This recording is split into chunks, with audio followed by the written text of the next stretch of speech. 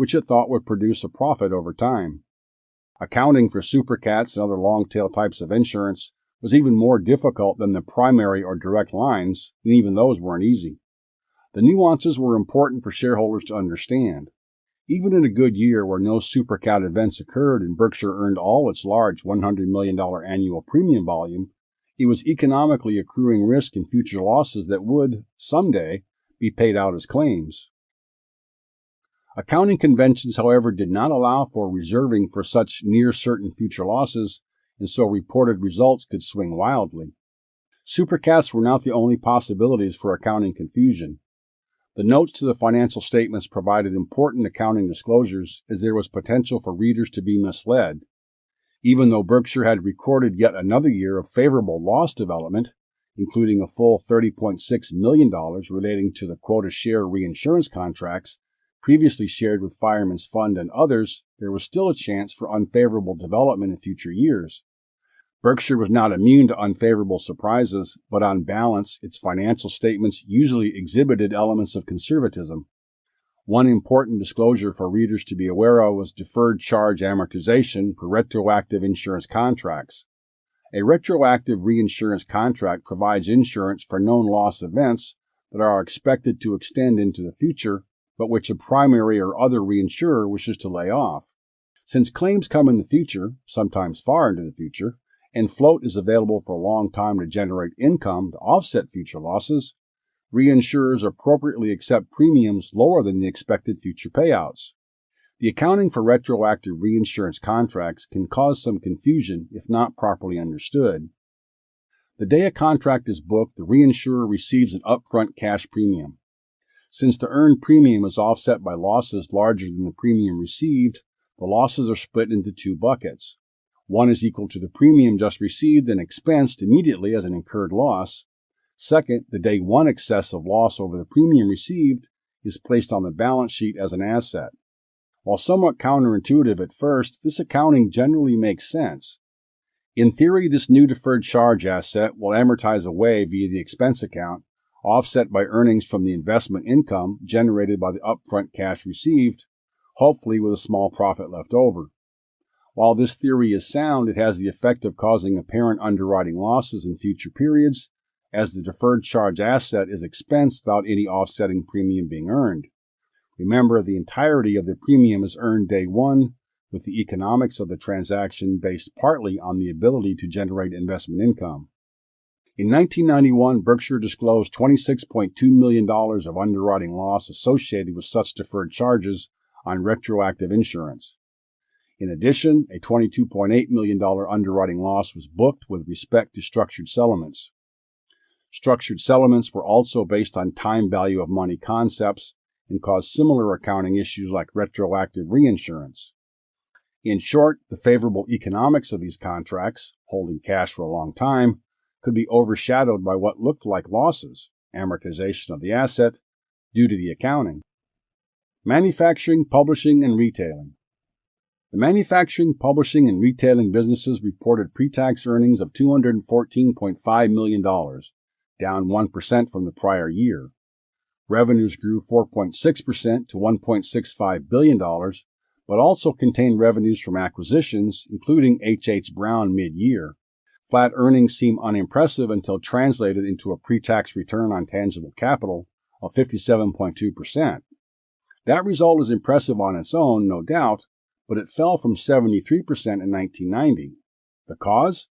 A recession and Berkshire's continued acquisition of very good but slightly less spectacular businesses. After-tax return on equity fell from 51.1% to 39.3%. Berkshire's history with See's Candies illustrates the economics of a wonderful business. When Blue Chip Stamps purchased See's in 1972, it was already a very good business. Its pre-tax return on capital was north of 50%. 19 years later, in 1991, See's was doing even better. Pre-tax earnings had grown tenfold, while the capital needed to operate the business had only tripled. The result? An explosion of profitability with a pre-tax return on capital in the triple digits. A truly mouth-watering result. With such large numbers, it was easy to conclude the growth of See's was a success. It was not as apparent with other businesses. Buffett laid out his analysis. For an increase in profits to be evaluated properly, it must be compared with the incremental capital investment required to produce it. Using this framework, See's required an investment of $17 million to increase earnings by $38 million, a wonderful return by any standard. How is this possible, especially given the frequent commentary by Buffett and Munger that the industry was very tough? The answer was the company's untapped pricing power. Said another way, its customers were not overly price sensitive. This was evident in the fact that 1991 results were better even in the face of a new tax on snack food. Same-store poundage fell 5%, but pre-tax earnings increased 7% to $42.4 million. Lower cost inflation helped to cause that result, but See's was still an excellent business. The $410 million of earnings distributed to blue-chip Berkshire Hathaway by See's over the prior 2 decades was sweet, but the company brought something else that was perhaps more valuable. The lessons learned from See's made Berkshire significant money by teaching Buffett and Munger the advantages of owning great businesses. H. Brown Shoe.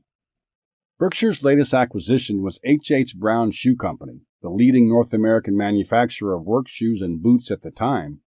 Buffett reported that the Massachusetts-based business earned fine margins on sales and assets. It was founded by Ray Heffernan and later run by his son-in-law, Frank Rooney. After Heffernan's death, the family decided to look for a home for the business and found one in Berkshire. Like many other Berkshire subsidiaries, Rooney had no monetary need to work but continued to do so because he loved the business. The H. Brown acquisition put Berkshire on a path back to manufacturing, this time in the shoe business. New England was a hotbed for shoe manufacturing in the 1970s. There were 1,100 shoe manufacturing plants in the U.S., but by 1985, only about 500 remained. The decline in American shoe manufacturing employment was in full force in 1991. This may sound ominous, and the factors just described probably played a part in the price Berkshire was willing to pay. H. Brown's unusual compensation program warmed Buffett's heart. Company managers were paid an annual salary of just $7,800, with the remaining compensation coming from a percentage of profits after a capital charge. These managers, therefore, truly stand in the shoes of owners, wrote Buffett. The business joined Berkshire on July 1, 1991, and earned $13.6 million pre-tax for Berkshire that year. Nebraska Furniture Mart increased revenues 4% to $171 million amidst a sluggish retail environment. Pre-tax profits, however, decreased 17% to $13.9 million as the company lowered its prices, which were already very low, in order to protect and reinforce its image as a low-cost supplier. It also purchased a small business in Lincoln, Nebraska, though details were not provided. The Buffalo News saw pre-tax profit decline 15.6% to $36.6 million as demand for print advertising fell off a cliff. Berkshire disclosed in a footnote that it thought profits would continue to decline as a result of increased competition from direct mail and a continued decline in newspaper advertising. Additionally, the footnote disclosed a $2 million buyout offer made to printers and pressmen early in 1992. At World Book, profits fell almost 30% to $22.2 million, though it was compared to a record high in 1990. Profits fell 12% compared to a more normal year like 1989. The decline was partly attributable to the recession and in large part due to the costly change in a marketing strategy. Despite the recession, which caused sales and profits to falter at some other Berkshire subsidiaries, the Kirby unit did well in 1991. Driven primarily by the introduction of the new Generation 3 vacuum cleaner, revenues increased 2% to $192 million, with lower startup costs compared to 1990 when the new model was released. Pre-tax profit ballooned almost 31% to $37 million. The story was familiar at Fetchheimer. As a result of growth in retail operations, a new fire protection line, and higher sales of marching band uniforms, revenues increased 6% to $100 million, and a pre-tax profit increased 4% to $12.2 million. Integration-related problems experienced in prior years abated, and Fetchheimer managers were cautiously optimistic going into 1992, the company's 150th anniversary. Investments. There were a few things to note in Berkshire's investment portfolio for 1991, including its first significant foreign investment. In 1991, Berkshire acquired 31.2 million shares of Guinness plc, maker of the famous namesake stout beer, for just under $265 million. Berkshire's stake in its remaining 6 permanent investments did not change in 1991 in terms of number of shares held. Berkshire found some fixed income replacements for its recently converted Gillette preferred stake into common stock and its RJR Nabisco preferred, which was eliminated due to an exchange offer. Berkshire increased its holdings of preferred shares in ACF Industries, a railcar manufacturer, to $94 million at cost, and established a position in American Express preferred stock, purchased for $300 million, but valued at $263 million at year-end. It also purchased $40 million of First Empire State preferred. The bank was run by Bob Wilmers, who Buffett greatly admired. Reflecting a risk that industry will remain unprofitable for virtually all participants in it, Berkshire wrote down the value of its U.S. Air preferred stock by 35% to $232.7 million. Overall, the fixed income portfolio had treated Berkshire well by earning more than comparable fixed income portfolios. Characteristically, Buffett did not let an opportunity go by for airing his mistakes.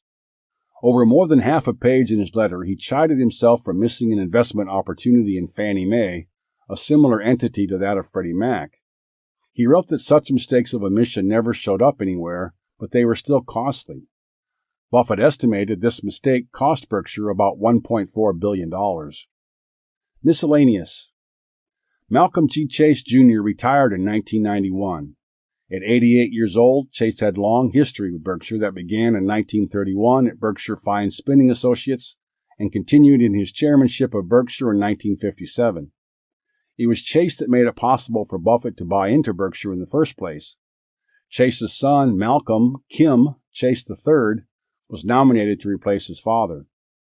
Berkshire began paying off some of its high-cost debt in 1991, including a $22 million partial redemption of a 9.75% issue and a $50 million of a 10% debenture, both at the Berkshire parent level. With interest rates at their lowest since the mid-1970s, the 10-year Treasury fell below 7% at the end of 1991. More debt reduction was slated for 1992. This included the remaining $100 million portion of the 10% debenture and $36 million of subsidiary-level debt with interest rates close to 10%. Given Berkshire's high levels of liquidity and few great prospects for investments, such capital allocation moves made sense. 1992. In 1992, Berkshire Hathaway's increase in per-share book value comfortably exceeded Buffett's 15% target threshold, rising 20.3% and adding $1.5 billion to the equity account. But this high growth rate affected Berkshire's balance sheet equity and the per-share rate of increase slightly differently. More than 98% of the growth came from Berkshire's usual operating company and investing activities. The balance came from the issuance of 2,162 shares after Berkshire called its convertible debentures and some holders elected to convert. The new shares priced Berkshire Hathaway at a market value of about $13.5 billion. See Table 5.30. Using Berkshire's average equity during the year, that valuation was equal to 1.7 times book value, not an unreasonably high or low valuation. Viewed another way, the $13.5 billion price tag would provide owners with a 4.5% earnings yield against Buffett's own estimate of owner earnings. For a company regularly exceeding a 15% growth rate, such a valuation would not have been unreasonable. After 10 months, Buffett concluded his Solomon interlude. Buffett praised the managers responsible for the remarkable turnaround, CEO Derek Morgan, Bob Denham, Don Howard, and John McFarlane. He also praised Ron Olson, Charlie Munger's partner at the law firm Munger, Tolles & Olson, who helped manage the complex maneuvering through different financial and regulatory agencies. Buffett said he was delighted to be back full-time running Berkshire. His delight turned to exhilaration with the acquisition of several new businesses in 1992.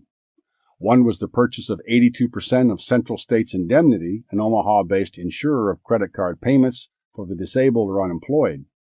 Central States was writing $90 million of premiums and earning profits of about $10 million. One of Berkshire's newer acquisitions, H.H. Brown Shoe, acquired Lowell's Shoe Company during the year. Berkshire's other subsidiaries found 4 other add-on acquisitions. Buffett called such add-ons low-risk, high-return propositions since they enlarge the domain of managers we already know to be outstanding. This is a strategy Berkshire has continued to successfully employ to this day.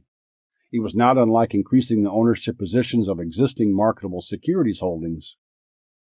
Insurance. Judged by cost of float, Berkshire's insurance group did well in 1992.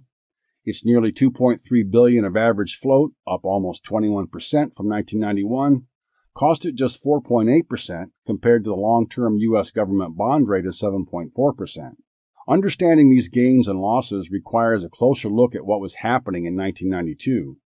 In August, Hurricane Andrew, a Category 5 hurricane, hit the east coast of the U.S. and caused large damages.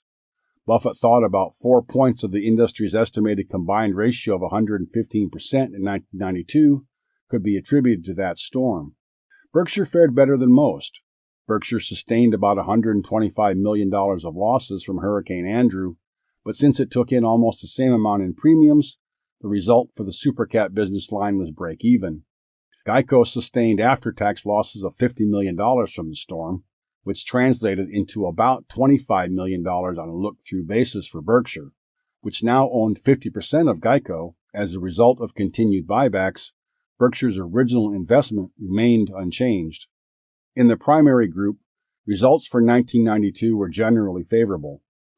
Earned premiums increased 9% to $153 million, reflecting some minor thawing in the competitive environment. Even better, underwriting returned to profitability with an $8 million underwriting gain compared to a $2.5 million loss the previous year.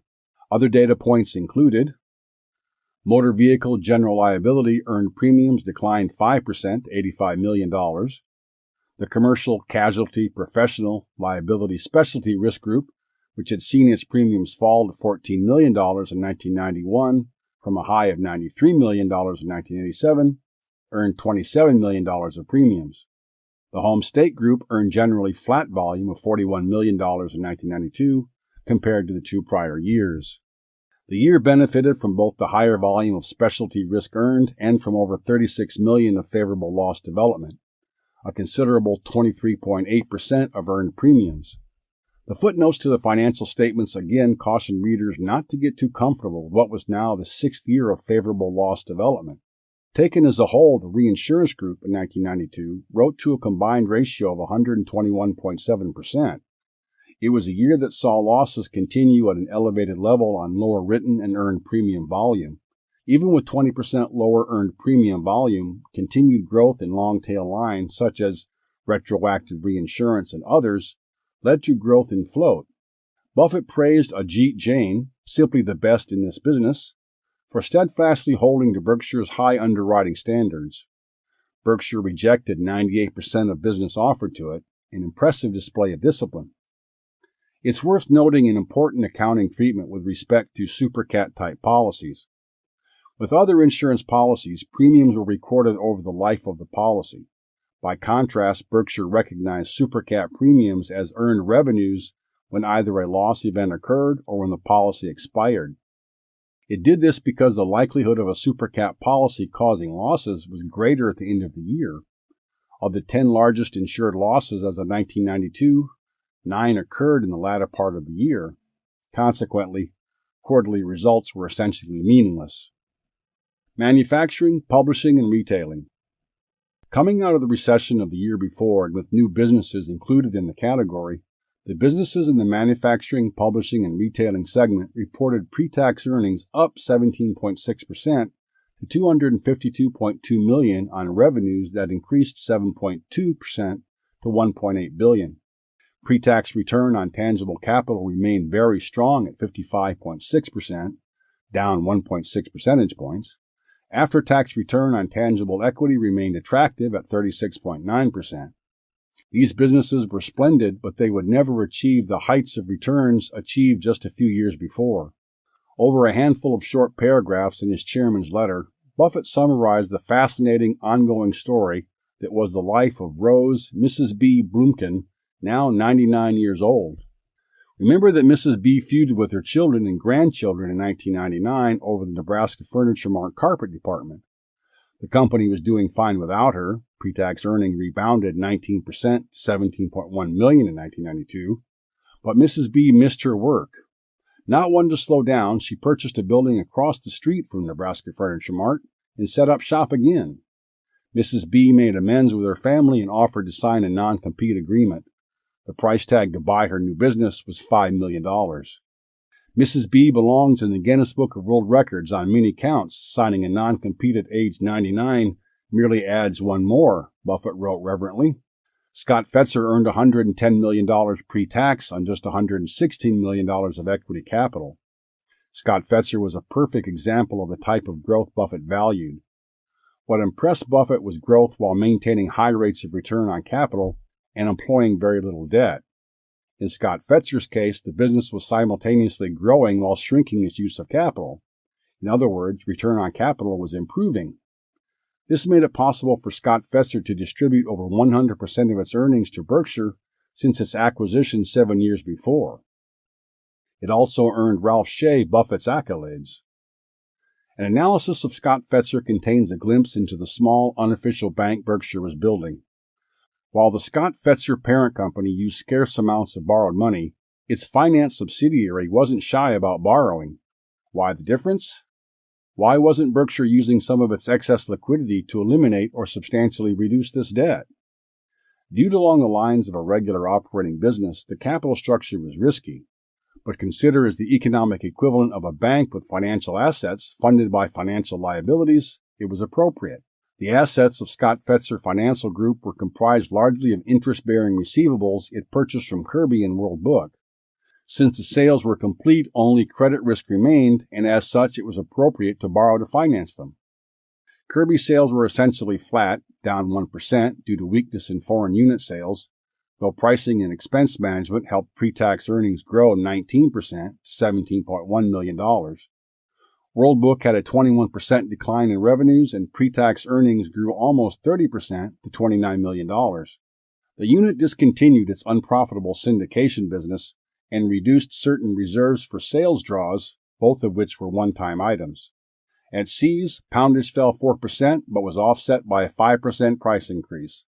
A new 8.5% sales tax on snack foods in California, which had since been repealed, likely affected pre-tax earnings at See's, which were unchanged from the year before, at $42.4 million.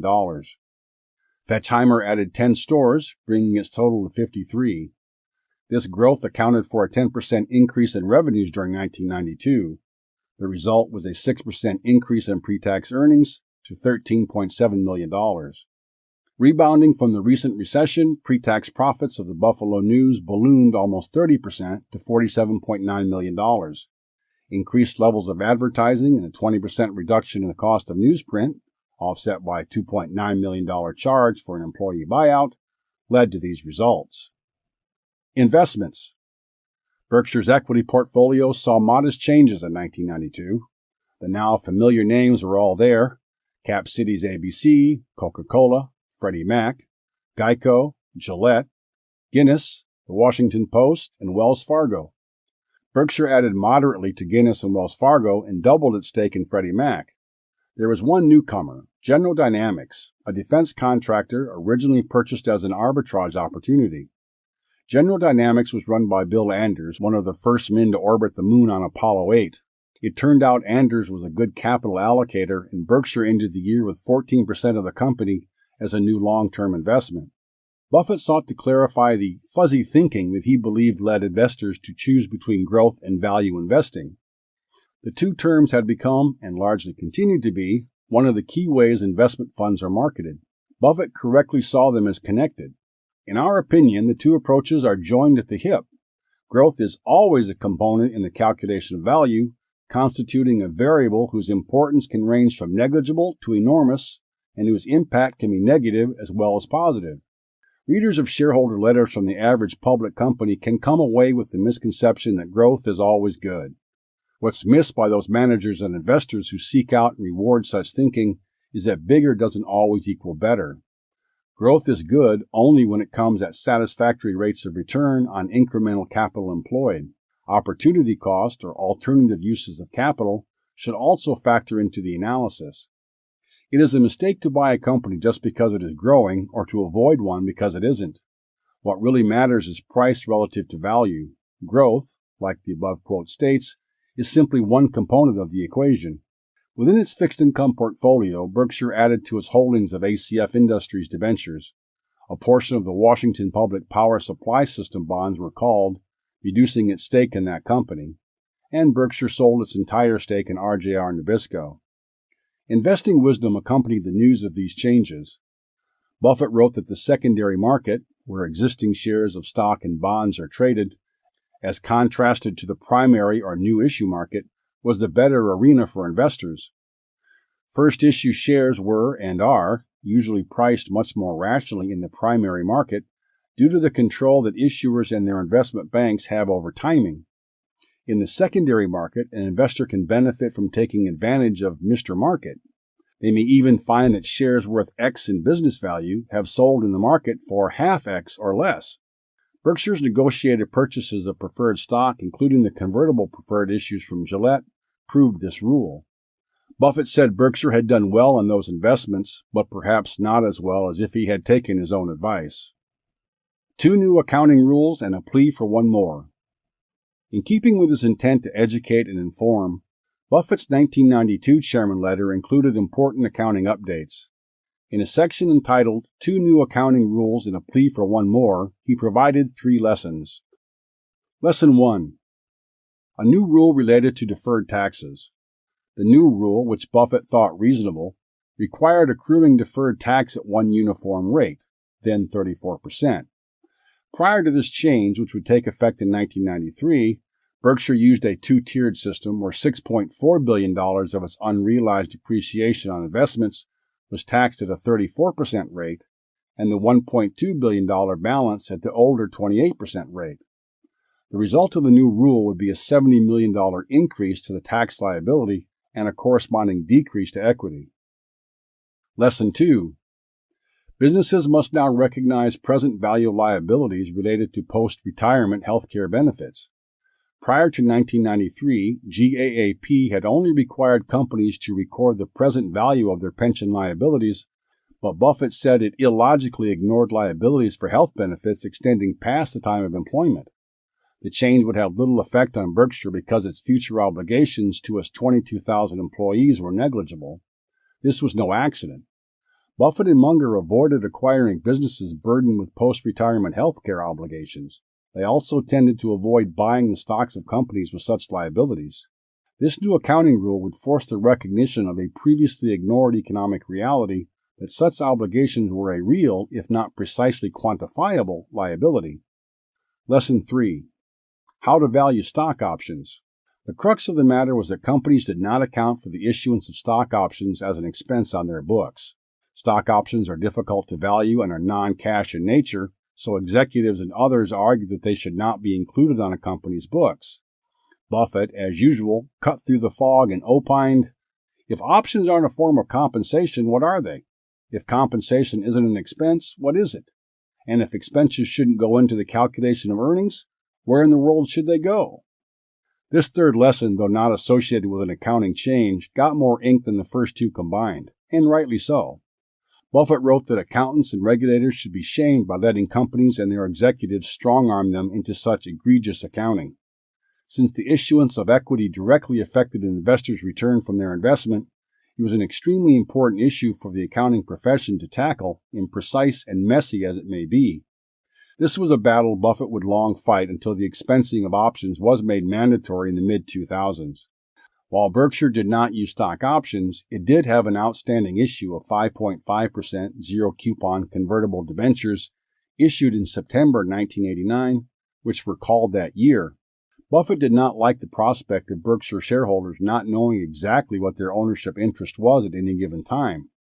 Berkshire shareholders are disadvantaged by having a conversion option outstanding. The terms of the debenture looked less favorable to Berkshire after interest rates declined and book value nearly doubled in that short time. Miscellaneous. Wrapping up his 1992 letter to shareholders, Buffett relayed what he called 2 pieces of regrettable news. His longtime assistant, Gladys Kaiser, who had been with him 25 years, was retiring after the 1993 annual meeting. Additionally, Vern McKenzie was stepping down as CFO, leaving the post to his understudy, Mark Hamburg. His usual invitation to Omaha for the annual meeting followed, as did the customary plea to shop at Nebraska Furniture Mart and Borsheim's during the visit. 1993. The year 1993 could be described as a prototypical year for Berkshire Hathaway. It found one large acquisition candidate, largely left its investment portfolio intact, maintained its insurance underwriting discipline in the face of continued so-so pricing, and polished around the edges of its various other businesses. Berkshire's gain in book value was 14.3% during the year, falling just below Buffett's stated goal of 15% per year. Berkshire's net worth increased by $1.5 billion and was affected by several non-operating items. 2 factors were positive, 2 were negative. The 2 negative factors were related to a change in generally accepted accounting principles, GAAP. They pertain to accruing for deferred taxes on unrealized appreciations of securities gains. The first, discussed in the 1992 segment, called for all unrealized gains and losses, if applicable, to be netted against the 34% corporate tax that would be due if and when sold, rather than the previous bifurcating practice depending upon when the securities were purchased. The second related factor was a 1% increase in the tax rate to 35% that went into effect in late 1993, which meant accruing additional tax. The tax itself was straightforward. The accounting, however, necessitated that both one-time charges be deducted from earnings, even though the unrealized appreciation never was. Taken together, these amounted to approximately $145 million of charges that reduced Berkshire's net worth. Offsetting these charges were 2 positive factors. One was a change in the way common equity securities were valued on Berkshire's balance sheet. Beginning in 1993, all common stocks would be valued at market in contrast to be carried at cost. The change increased Berkshire's reported net worth by $172 million in 1993. The increase in net worth from this change would have been much larger had it not been for the fact that Berkshire's insurance group already valued its common stock holdings at market, an accounting convention that began in 1979.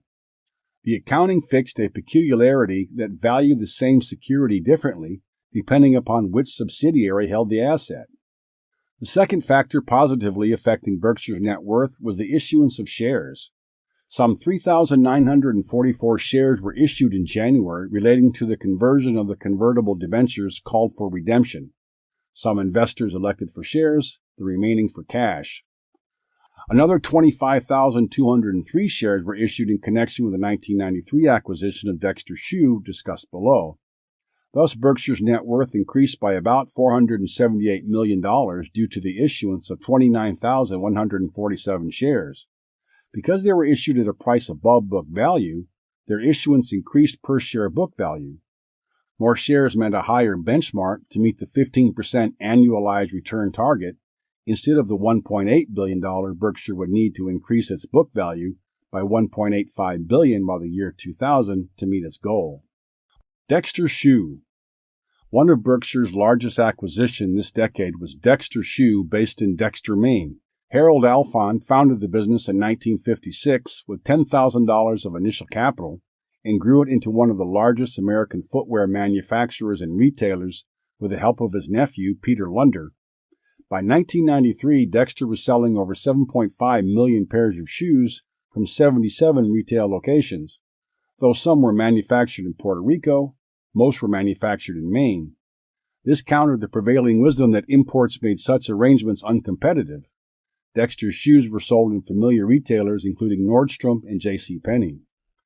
Berkshire paid $433 million for Dexter, exchanging 25,203 shares for the business. Buffett held out the Dexter acquisition as an example to others of the Berkshire system. The deal came together because of Frank Rooney, manager of H.H. Brown Shoe, who knew Alfond and Dexter Shoe well. Alfond made a deal with Buffett for an all-share purchase rather than cash. It highlighted some of the advantages Berkshire could provide a seller. In addition to saving on taxes by using shares instead of cash, Alfond traded a 100% interest in a single terrific business for a smaller interest in a large group of terrific businesses. Where Rose Blumkin had declined such an offer 10 years earlier from Nebraska Furniture Mart, instead opting for cash, Alfond took Buffett up on what amounted to a tax-free diversification for Alfond and his family's business holdings. The Dexter acquisition provided a great example of Berkshire's strategic planning, or lack thereof. 5 years ago, we had no thought of getting into shoes. Now we have 7,200 employees in that industry, Buffett said.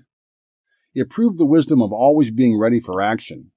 Berkshire expected the shoe group, H.H. Brown, Lowell Shoe, Dexter, to earn around $85 million pre-tax on revenues of $550 million in the coming year. Insurance operations. Berkshire's main economic engine was insurance.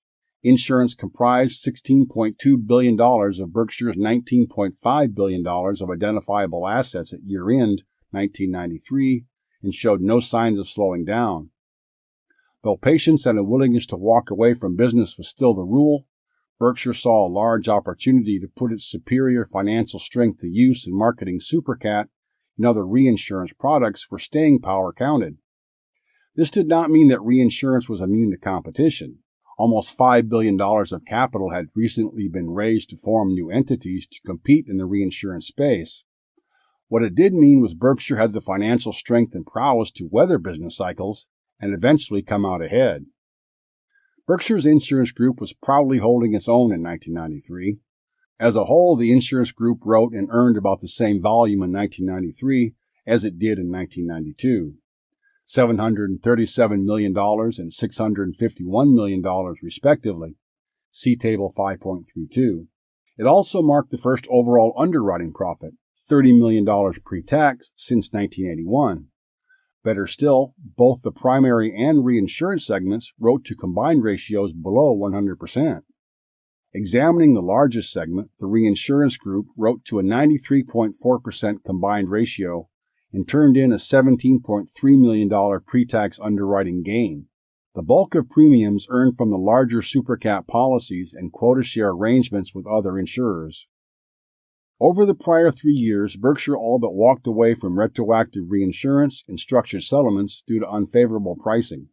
Premiums earned in these lines fell 88% between 1991 and 1993, from $363 million to $44 million. The underwriting loss from these business activities was $64.3 million in 1993. These losses were almost entirely due to the amortization of deferred charges and did not accurately reflect economic results, since Berkshire continued to benefit from the use of float. Remember, float from these long-tail policies was usually considerable in relation to premium volume, and its benefits were seen in insurance investment income, not underwriting. In contrast, the primary group had premium growth in 1993 and earned a $13 million underwriting profit. Premiums earned and written were both $208 million, up 57% and 36% respectively. Part of the reason for the increase was Central States Indemnity Company, the newest addition to the team acquired the year before, which turned in a $5 million underwriting gain on premiums of $69 million. Reflecting overly conservative loss reserving, the segment again benefited from favorable loss development. The favorable loss development represented 20% of premiums earned and 7.4% of the amount of reserves at the start of the year. This favorable development was largely attributable to National Indemnity's traditional commercial auto business. The home state companies, seemingly needed a new name, expanded beyond their borders and planned additional expansion in the coming years. Headwinds were likely coming, however, as industry capacity remained abundant. Manufacturing, publishing, and retailing. The new shoe group, together with the other businesses in the manufacturing, publishing, and retail segment, continued to churn out excellent results for Berkshire. Pre-tax earnings grew 8% to $272.5 million on revenues up 10.6% to $2 billion. Pre-tax return on tangible capital, however, fell from 55.6% in 1992 to 48.2% in 1993. Likewise, after-tax return on tangible equity fell from 36.9% to 31.3%, achieved basically without debt. Cash exceeded debt by 3 times, Returns were declining from the stratosphere but remained highly satisfactory. Nebraska Furniture Mart was reunited with its patriarch, Mrs. B., who turned 100 years old in 1993 and showed no signs of slowing down. Nebraska Furniture Mart turned Mrs. B's location across the street into an outlet store and planned a 100,000 square feet expansion for an appliance and electronic superstore. Pre-tax profits swelled 26% to a record $22 million. At World Book, revenues continued to slide substantially, falling 19% to $47.3 million. Pre-tax earnings fell 31% to $20 million as electronic competition from CD-ROMs weighed on its paper-based product. Though the company could not say whether the decline could reverse, World Book was not waiting to find out. It was working on its own electronic version to compete with the likes of Microsoft and others trying to take the market share. The Buffalo News saw a modest increase in revenues from increased advertising and circulation. Its pre-tax profits grew 6% to $51 million. The story was largely the same at Kirby, pre-tax profits up 10% to $39 million, Sears down 3% to $41 million, and most of the other units in manufacturing, publishing, and retailing segment. Revenues and earnings bobbed around but were not specifically noteworthy. A new mail-order program at Sears was put in place to try to mitigate the inch-by-inch decline in poundage experienced almost every year since Blue Chip purchased it. Wesco. Surprisingly, Buffett's chairman's letter did not discuss a relatively major event at Mutual Savings.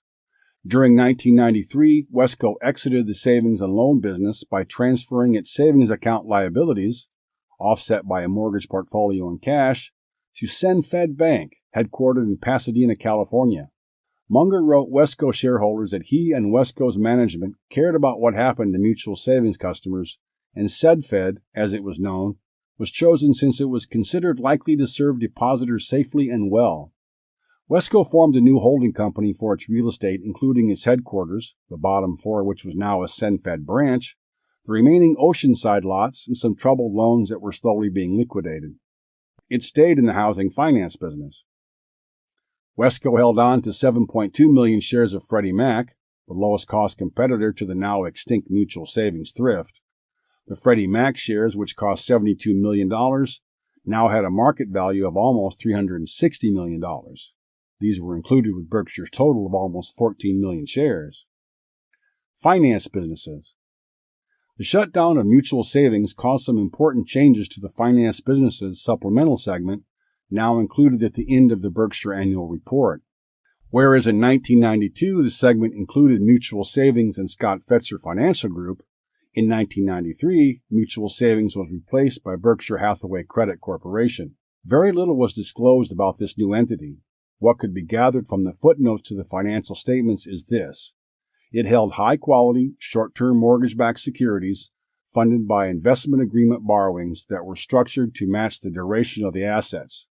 It was as if Berkshire had formed its own mini-bank without depositors or the strings associated with operating a regulated bank.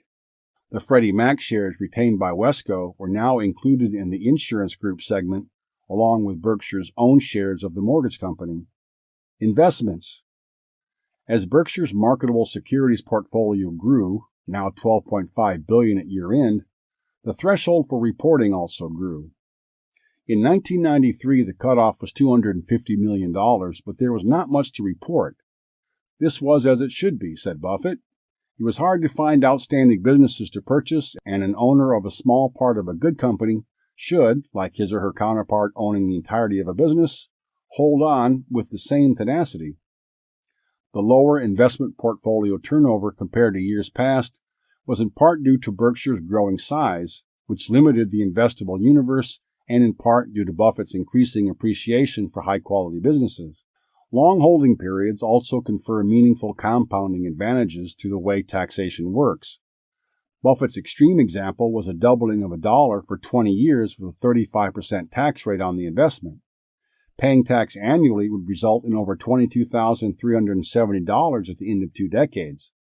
Counterintuitively, allowing the compounding to take place and paying one 35% tax at the end would result in a far better outcome, a result of over $680,000, all due to the power of deferred taxes. Berkshire's portfolio contains significant unrealized gains. At year-end 1993, its marketable securities portfolio had over $8.2 billion in unrealized appreciation, a 300% gain. The most extreme examples were Geico and the Washington Post. Berkshire's Geico stake had appreciated 38 times its original cost to $1.7 billion. The Washington Post company over 45 times to $440 million. Despite the headwinds faced in some parts of its business, such as insurance, Berkshire in 1993 was proving the resiliency of a financially strong business operated for the long term. 1994 Annual Meeting. Looking back, we have the benefit of hindsight. Now, thanks to technology, we also can sit in on the annual meetings, which were filmed for the first time in April 1994 and made available to the public in 2018. A few interesting discussion topics from the first recorded meeting are worth noting. One was the degree to which Buffett and Munger thought about public companies as private ones. Buffett shareholder letters around this time started discussing Berkshire's rising share price, which had never been split and which had recently crossed the $10,000 per share mark.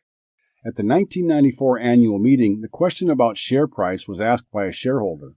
Charlie Munger, as usual, cut right to the chase. I think the idea of carving ownership in an enterprise into little, tiny $20 pieces is almost insane. I don't see why there shouldn't be a minimum as a condition of joining some enterprise. We'd all feel that way if we were organizing a private enterprise. Even in the early 1990s, a share of a private company or partnership very likely required more than $10,000. Other questions touched on how Buffett went about finding and valuing businesses. He thought just about anyone could do what he and Munger did by reading annual reports and other communications from companies and their competitors. Buffett said they simply looked at a company's products, distribution systems, and finances.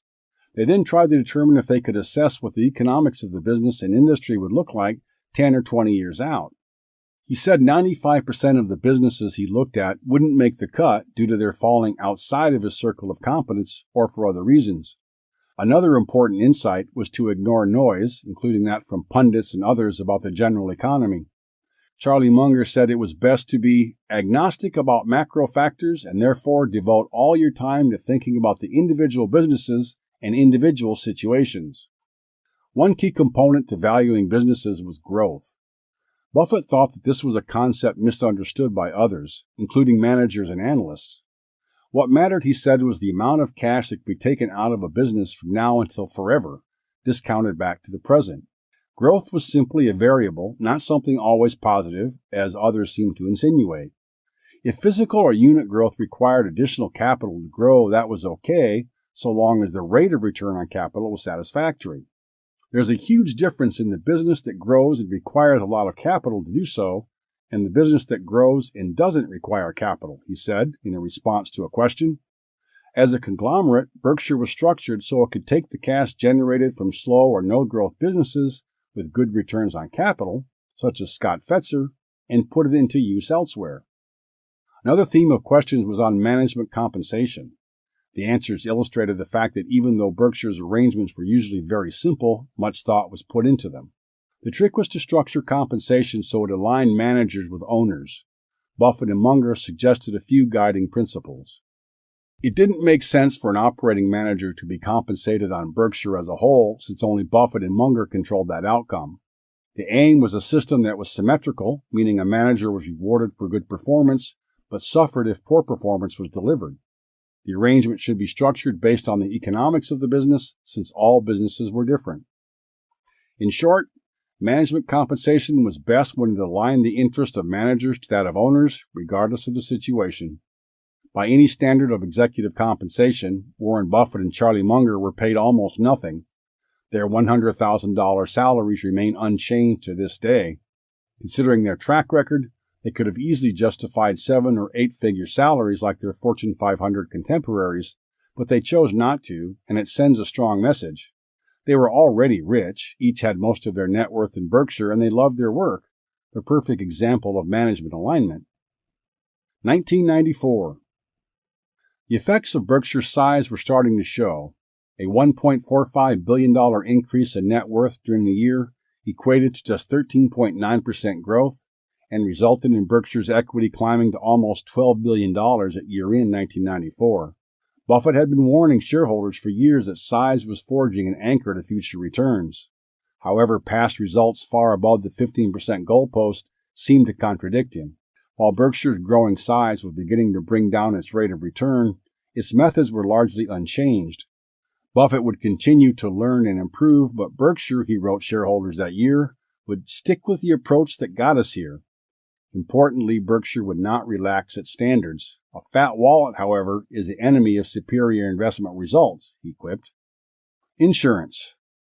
Berkshire's float, specifically the cost of it, if forced to choose, was probably the most important aspect of Berkshire's growth over time. Berkshire's float at year-end 1994 averaged over $3 billion.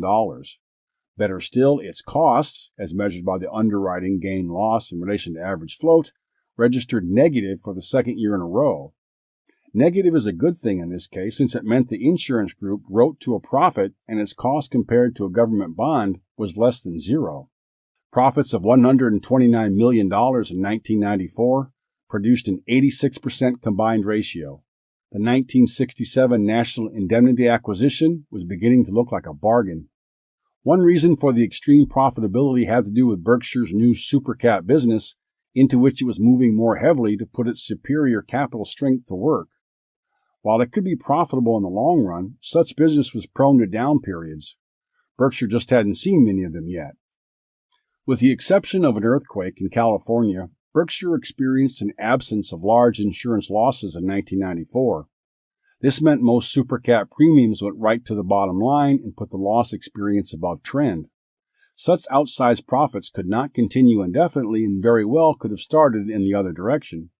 In 1994, Berkshire's reinsurance group wrote and earned just $700 million of premium volume. Catastrophe excess of loss reinsurance contracts, supercat, which had grown threefold to $447 million, contributed to the 56% overall increase in reinsurance premiums. Earned premiums declined in other areas, including quota share, structured settlements, and retroactive reinsurance.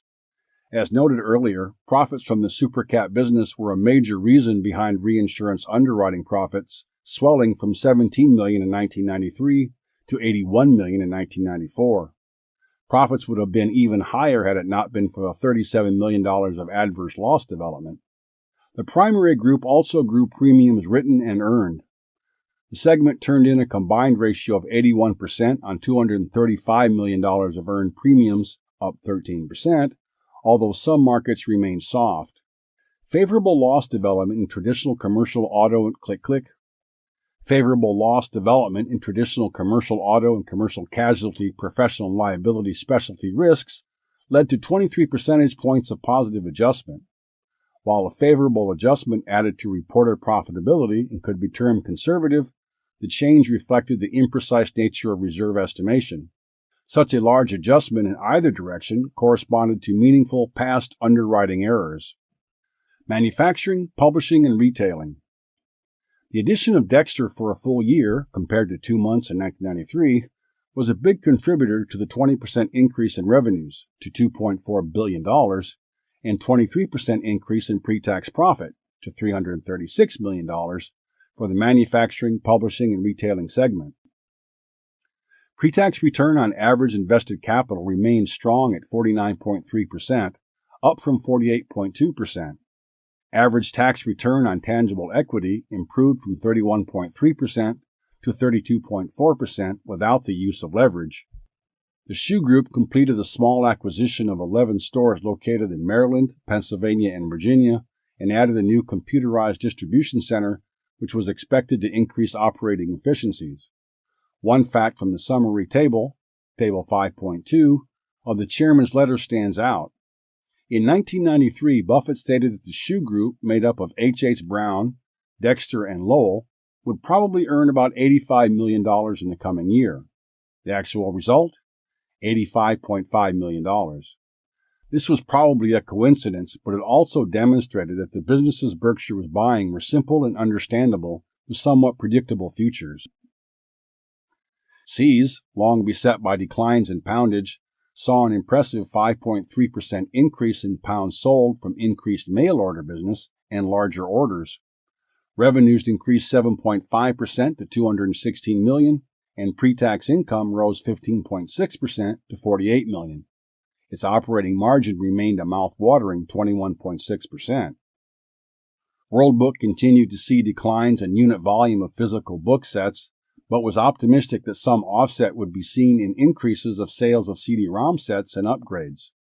Though revenues declined 3.8% to $191 million, pre-tax income rose over 25% to $24.4 million, largely due to a $3.3 million charge taken in 1993. The home cleaning system segment, led by Kirby, improved unit sales marginally in the domestic U.S. market, but increased them 14% internationally. This resulted in a 7% increase in revenues and pre-tax income to $208 million and $43.9 million, respectively. Listed under Home Furnishings, Nebraska Mart, with its new 100,000 square foot Mega Mart in service, increased revenues 17.6% to $245 million. Owing to its strategy of maintaining extremely low prices and because of a $2.3 million charge to write off unused fixed assets, pre-tax operating income declined 20% to $16.9 million. Its operating margin, already low historically, dropped to 6.9% that year from around 10% in prior years. Against such paper-thin margins, it was no wonder Nebraska Furniture Mart's competitors stayed far away from Omaha. The Buffalo News continued to be an exceptional business even though it was operating in a tougher environment than previous years. In 1994, it saw pre-tax income increase 6.5% to $53.7 million on revenues that increased 3.7% to $151 million. Judging by the financial results, business was okay. The retail price of the paper increased from 35 cents to 50 cents, and this price increase was more than enough to offset the continual decline in circulation. Going into 1995, newsprint cost increased almost 40%, enough to temper expectations for the coming year.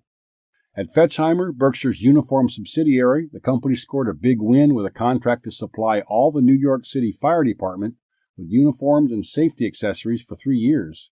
As a result, sales increased almost 24%. However, operating profit increased just 6% to $14 million due to startup costs associated with building out the related distribution infrastructure needed for the NYC contract. In addition, a new computer system and problems with recent retail acquisitions held profits down. Investments. Berkshire's equity portfolio saw a few changes in 1994. Gannett Company Incorporated, a newspaper holding, and PNC Bank were new.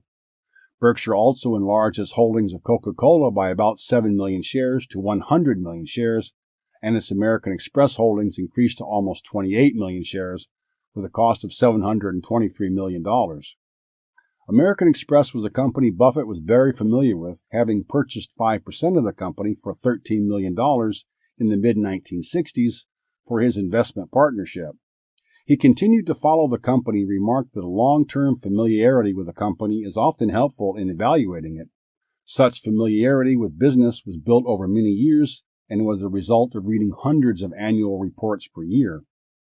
Such wide and deep reading provided the proper reference point to compare various investment alternatives and was a critical component to Berkshire's success. The summary earnings table in the annual report, Table 5.2, contained a glaring item. Deteriorating conditions at U.S. Air culminated in the company deferring the preferred dividend, so Berkshire wrote down its investment in its preferred stock by $268.5 million to $89.5 million. Buffett was quick to chastise himself both in his letter to shareholders and at the annual meeting. The original $358 million purchase of the preferred stock issue was an unforced error that came about solely due to bad analysis on Buffett's part.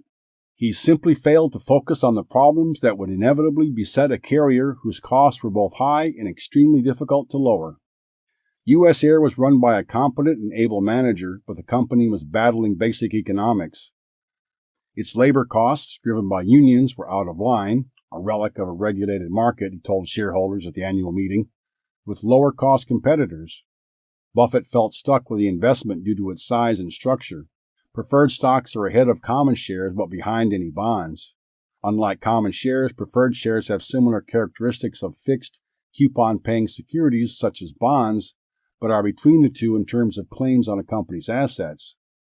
U.S. Air's bondholders would have a priority claim on its assets if the company went bankrupt, and if a recognized expert in investing did not want the preferred stock, its sale price might have to be extremely low.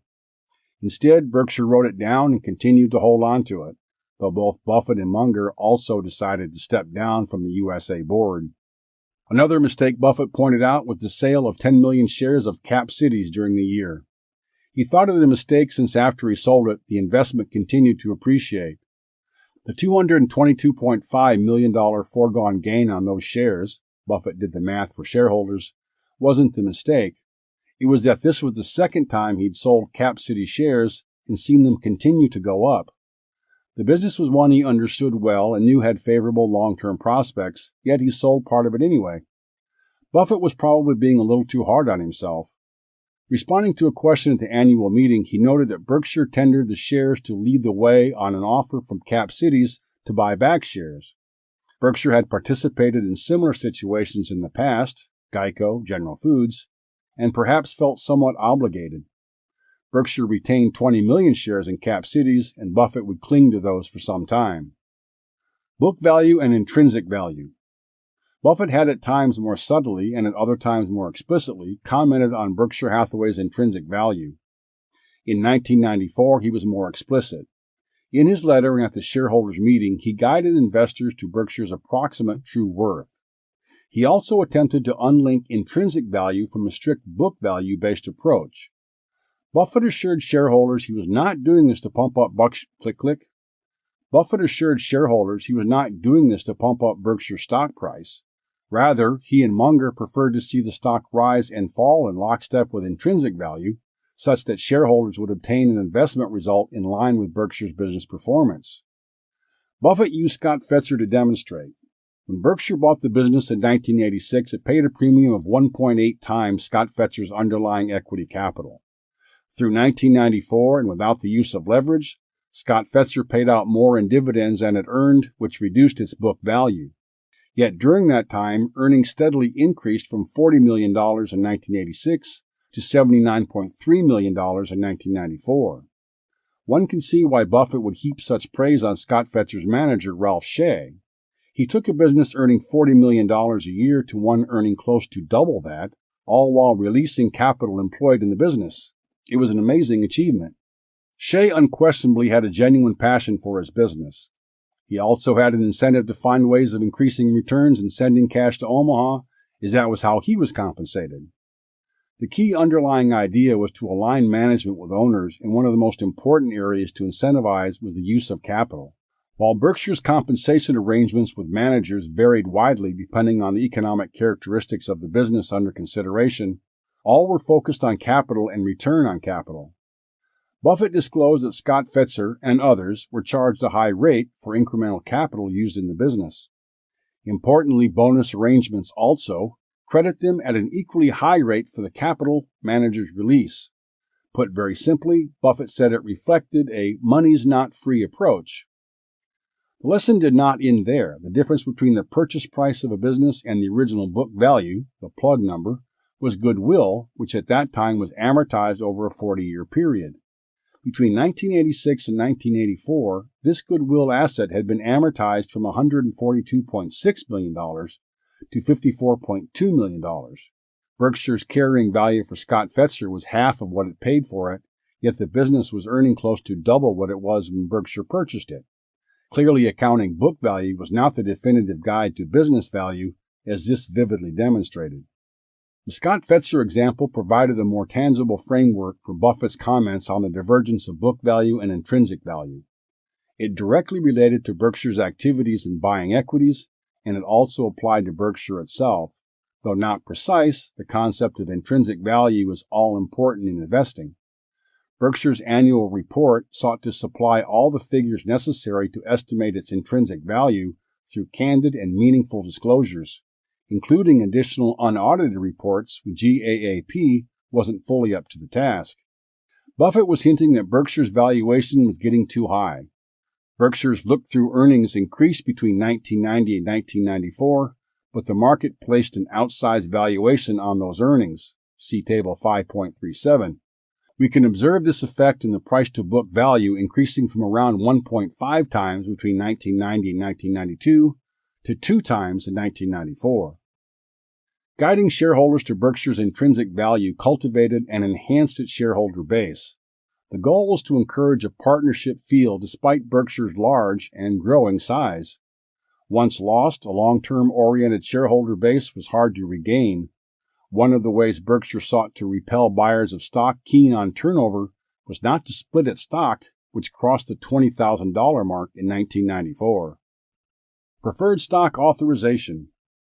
Berkshire's proxy statement for 1994 included a proposal to allow it to issue preferred stock for future acquisitions.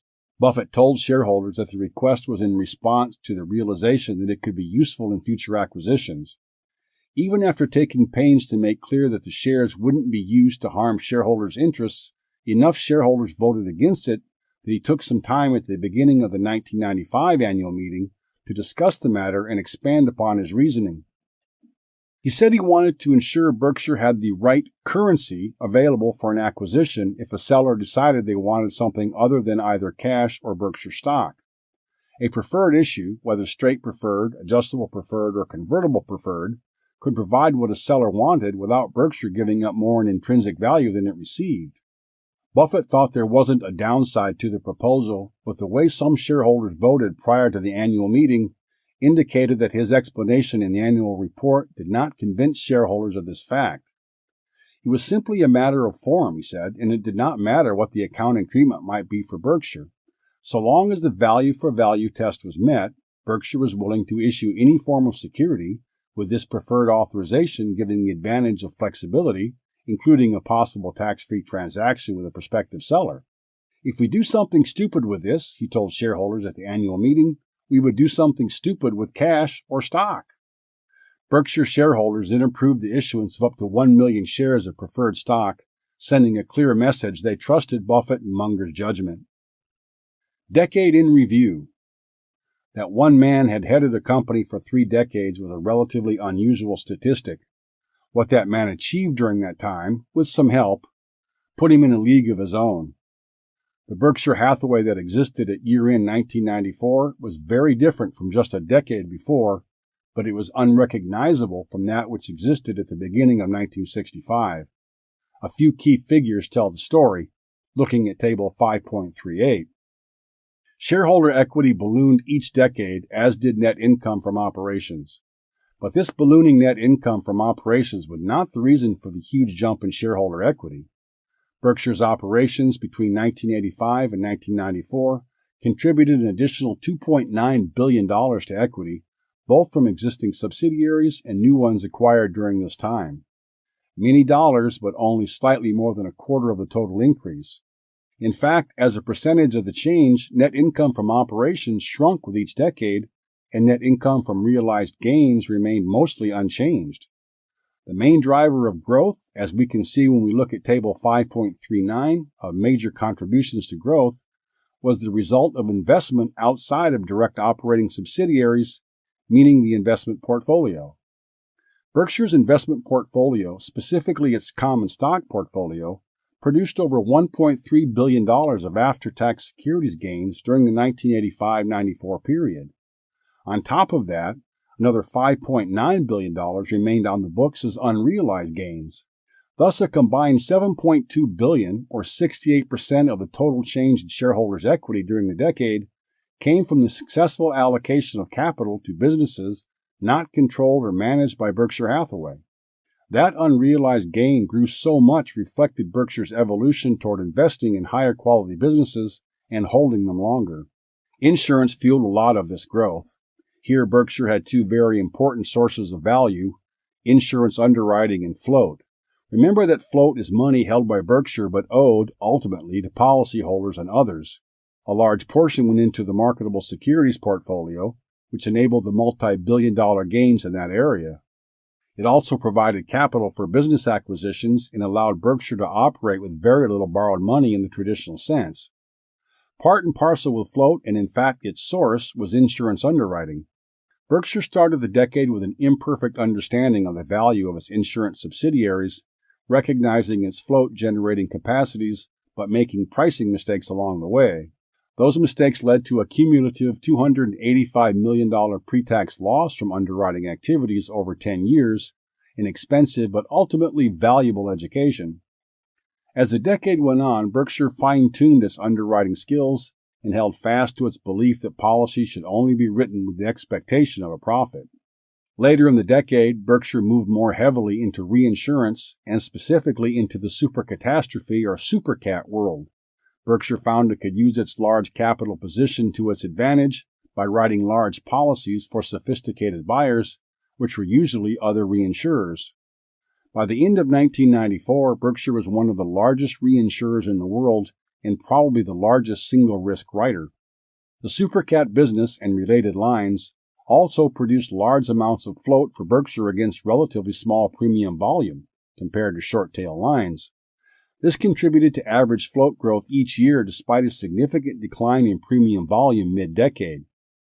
Berkshire came to understand that the stability of its float, the fact that it could be replenished as a revolving fund, would almost equate it to that of equity capital, and Buffett even alluded to it being a big part of Berkshire's intrinsic value. During the decade, Berkshire partnered with many additional managers that it trusted and admired. Through the acquisition of entire businesses such as Scott Fetzer, Fetchheimer, Borsheim's, H.H. Shoe Store, Dexter Shoe, and others, Berkshire brought many new family members into the Berkshire fold. One other way in which Berkshire partnered with managers was through its publicly owned holdings. Buffett and Munger came to view Berkshire's investments in companies such as Coca-Cola, Geico, Washington Post, Cap Cities ABC, and others as permanent holdings and wrote glowingly of management of those companies. Berkshire did have some stumbles along the way, but they were minor relative to its size then and now. One was selling part of its stake in Capital Cities ABC, a multi-part mistake in fact, since Buffett had previously sold some before. Another mistake was the purchase of U.S. Air preferred stock. Buffett wrote that he missed the basic economic situation completely, and Berkshire ended the decade with its investment written down to 25 cents on the dollar. Berkshire's purchase of Salomon Preferred was a mistake in hindsight.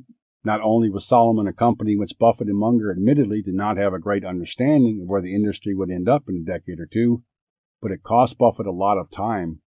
During a 10-month stint as CEO of Salomon, he risked his reputation to save the company and Berkshire's $700 million investment. The market finally recognized Berkshire's track record and its ability to compound book value at high rates. Berkshire's book value per share increased from $1,600 to $20,000 in this decade, a gain of 24.7% per year. Underlying book value increased at 25% per year, with the small 0.3% difference resulting from the net change in average shares outstanding. Like the prior decade, an outsized increase in the stock price came from a higher price-to-book ratio on top of underlying intrinsic value growth.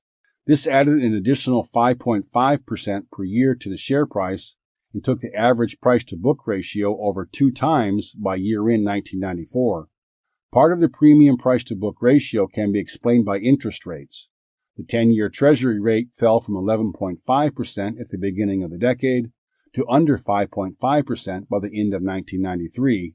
Rates increased to 7.8% at the end of 1994. When the market got ahead of itself and priced Berkshire over 2 times book value, Buffett stepped in to subtly nudge onlookers toward a proper valuation, something almost unheard of. At the end of 1994, Berkshire Hathaway, like its equity portfolio, was a compounding machine with 2 capital allocators, Warren Buffett and Charlie Munger, who were not slowing down. Notably, this was the decade where Berkshire made the final split with the textile industry by liquidating its remaining mills. Berkshire had come a long way over the preceding 3 decades, and much more was to come. Lessons, 1985-1994. 1. Businesses don't need to be complicated to be great and have excellent returns on capital. The 1986 acquisition of Scott Fetzer with its World Book, Kirby, and other simple operating subsidiaries was a wonderful purchase for Berkshire.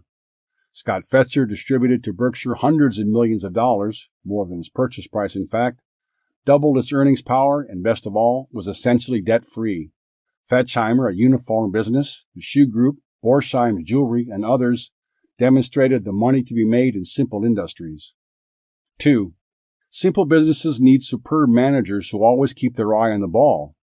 Many of Berkshire's operating subsidiaries were not, to use Buffett's term, franchise businesses. See's, Nebraska Furniture Mart, Borsheim's, and others were all in tough industries. Their managers loved what they did, knew the businesses inside and out, and focused relentlessly, which allowed for some spectacular business results. 3. Businesses can thrive inside of a conglomerate structure, and they can do better for owners given greater capital allocation choices. Many of the wholly owned businesses inside of Berkshire earned great returns on capital, but could not reinvest that capital to any meaningful degree. Berkshire solved this problem by allowing those businesses to distribute excess cash to Omaha for redeployment into other Berkshire subsidiaries or outside of Berkshire via its investments. 4. Economies of scale are powerful, and feedback loops are important. Berkshire first saw the advantages of a high-volume, low-margin business in Nebraska Furniture Mart. The idea applied equally to Borsheim's and the jewelry business. A wide selection at low prices attracts shoppers, and the large volume of resulting sales allow for continued low prices and rates of overhead far below competitors. 5. Float. The money held by insurers but owed to claimants and others can grow significantly while remaining at an attractive cost relative to long-term government bonds.